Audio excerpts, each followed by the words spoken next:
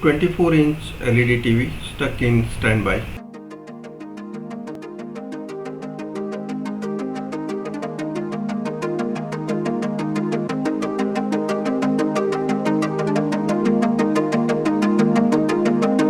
Let's check motherboard's all voltages.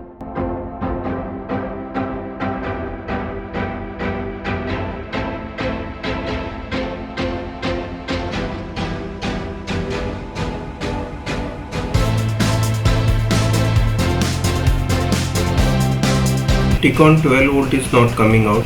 This is the symptom of either flash IC or a processor. Removing flash IC.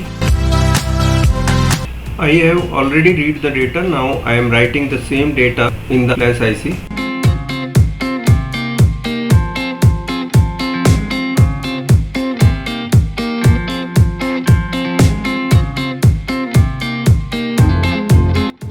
Writing is done now.